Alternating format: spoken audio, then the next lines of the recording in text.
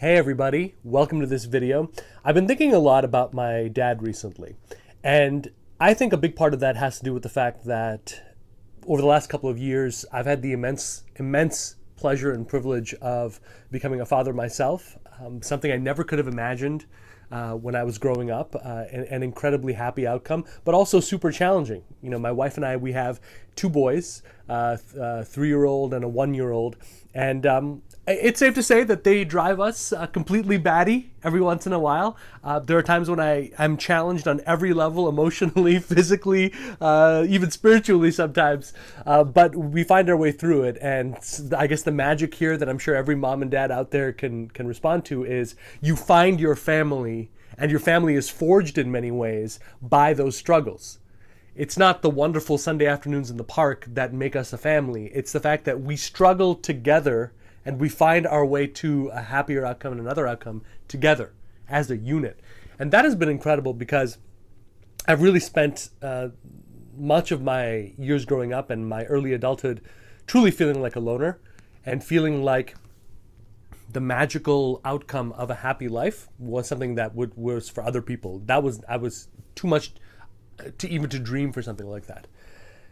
So thinking about dads got me thinking about my own and the lessons that my father taught me. And there were 3 that he kept hammering home growing up that really made an impact. And I want to talk about them with you because these are things that if you're looking for a new position or a new role, these are ideas that I think you should have kicking around in your head. And I want to talk a little bit about how sometimes the lessons that we get from people, sometimes they're right, sometimes they're half right, sometimes they're all the way wrong.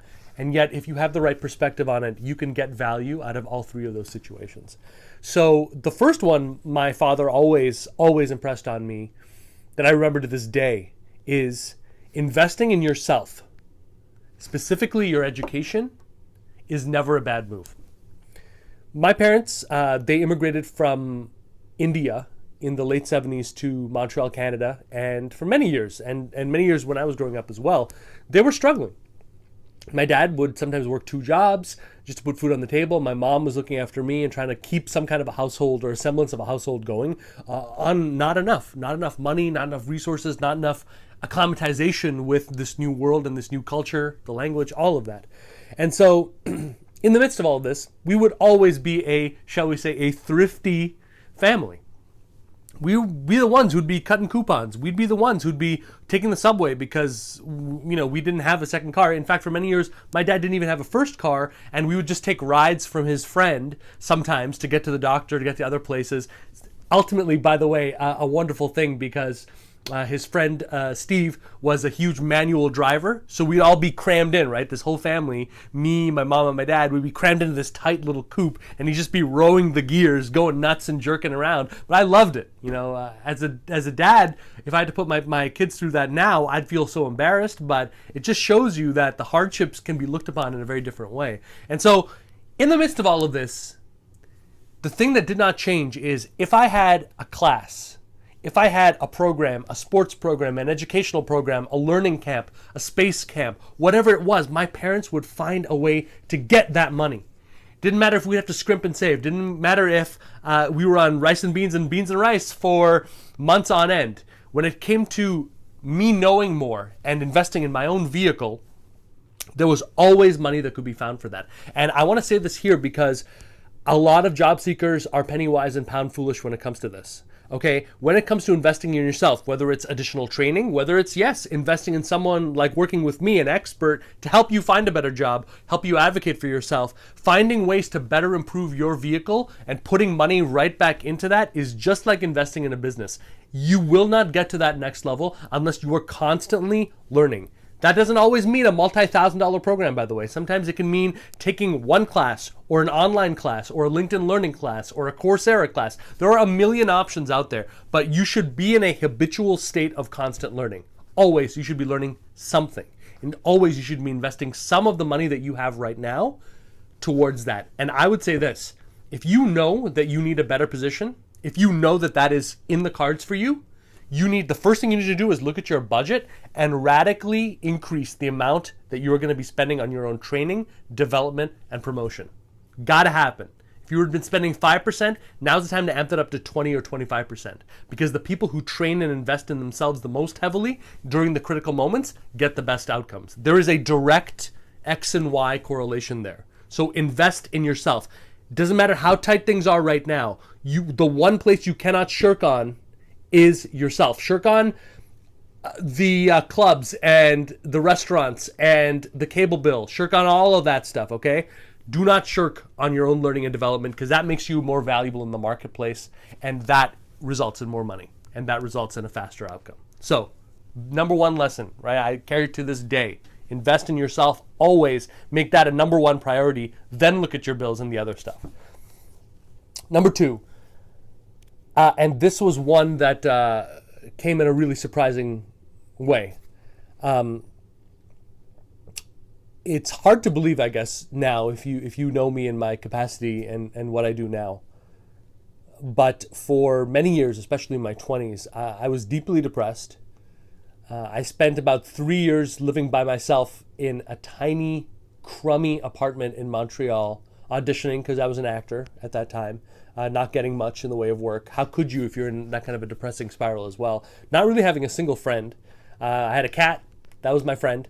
And my life was horrendously depressing. I'm not going to lie to you. I'm going to tell you that there were moments during that period when I looked at the hopeless expanse of my life and where I had ended up, this smart kid with nothing to show for it, with nothing, routinely late on rent, can't buy anything, can't pay for anything, can't go anywhere, can't do anything with anyone. Useless in many ways. And I thought, what's the point of really going on? I really didn't see a way out of this. And, I grew up with a mom who suffered from mental illness. And I grew up in a pretty dysfunctional situation. My dad was the true compass for us. He kept our family together during the hardest moments. And in trying to escape that, I'd really boxed myself into this horrendous situation. And I remember one time talking with my dad, and my dad is, he comes from a different generation. He doesn't come from a generation that talks about their feelings. So we never had that kind of a relationship. But something about that moment and being so broke and so depressed and so down and so hopeless and not seeing anything, not seeing a light at the end of the tunnel, I guess I just got teary, and I tried to explain it and I couldn't. And my dad looked at me and he said, "Son, there is never an end to how far you can fall." And that put something in me, because I realized no matter how bad I felt, someone has it worse than me. No matter how depressed I am, someone is more depressed. No matter how lonely I feel, someone feels more lonely. In other words, there is no end. And so, if you have been asking yourself and saying, yeah, I want something better, but this is okay, this is good enough, soon it will become not good enough and unbearable, and that's a bad place to be in.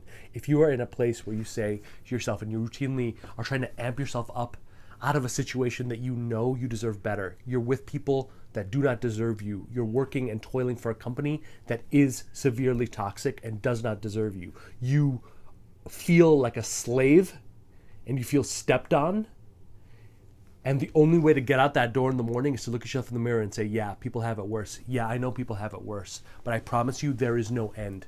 And if you are in a place where you're getting subjugated and stepped on, you will continue to get stepped on. And there will never be a point at which you will not be stepped on further. There will never be a point when things can't get worse. So there is no stasis.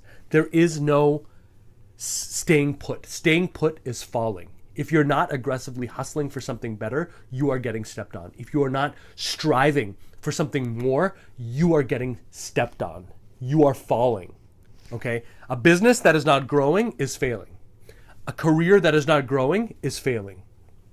I learned that the hard way, and I don't want anyone out there who's listening to this to whether you're in that situation or not, I don't want you to ever find yourself in that way.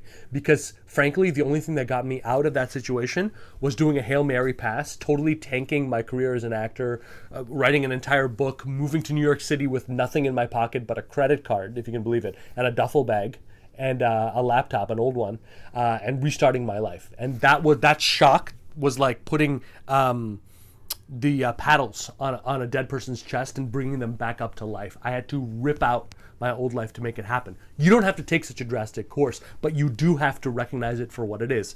There is always a worse situation, and if you are not actively hustling for something better, you are getting stamped on. So just know that there is never an end to how far you are falling. So you've got to climb and you've got to fly. That's the only option here. Here's the third one. The third thing that my dad taught me, and this is kind of surprising because the advice turned out to be wrong, and yet it still became one of the most important things in my life and one of the saving graces, really. There's a reason that I'm not dead or strung out on drugs or living a deeply unhappy life or hooked on pills, antidepressants for the rest of my life, and this is one of them. My dad always said, outwork everyone. And I gotta say, there's a lot of truth to that. Okay, my dad came from a small village in India. He could have been one of literally hundreds of millions of people. And he worked his ass off. I apologize for the cursing, but it's true. He worked his ass off to get out of there. He was a soccer superstar. He got the highest marks that school in this tiny school village had ever seen. He got college opportunities. He got a chance, this amazing dream to come to North America. To do that is more than winning the lottery. That's like having the gates of Valhalla basically open up in front of you and being able to walk through. Do you have any idea how few people get a chance to do something like that? To go halfway across the world and start this life and get married and have this? That's the dream. He had won the dream before he had ever started. And the way that he got there was by outworking people. But the reason that advice doesn't really work anymore is that you can't work your way out of certain situations and you can't work yourself past a certain point. My father did very, very well for himself in his life. He rose from management to senior management. But there came a certain point where he couldn't go any further. And that's because his outwork everyone mentality reached a point by which you could not pass. And at that point, you have to stop thinking about outworking and you have to start thinking about outsmarting. Let me just put that again. You can't outwork yourself past certain plateaus in your career. At those moments, you've got to outsmart. You've got to say, okay, I'm senior management. I will never be able to be more than senior management at this company. I've become so indispensable at this role that the prospect of getting promoted to them, it doesn't sound like let's promote Jim to the higher level or let's promote Anish to a higher level. It's like if we promote him up, that leaves a vacuum that can be filled by two people, and we don't have that kind of money to do that. So I know he needs it, but let's put him off for another year. But a year for you is not something that you can waste. So at a certain point, you have to say to yourself, if I'm ever going to reach the director level or the VP level or the CEO level, I need to stop thinking about outworking at this level here. I need to stop grappling for pennies, and I need to start thinking about dollars and hundreds of dollars. In other words, how are the people who have what I want? What are they doing? How are they marketing themselves? How are they positioning themselves? What organizations do they belong to? What training are they taking? What actions are they taking with their career? And most importantly, how are they presenting themselves in the world? And how can I do that? You know how that old saying about dress for the job that you want, not the job that you have? You need to apply that in all aspects of your career. You need to become that person in everything but title only. And now you will give people confidence to have that job. But a manager will never be a director. A director will never be a VP. A VP will never become C-suite. Not on their own. Not waiting for someone to give you a chance. My father learned that the hard way because he plateaued at a high level. For many people, a high level. But if you're a bigger dreamer than that, if your dream is not encapsulated by just a job title, then at a certain point, you got to make that mindset shift. And so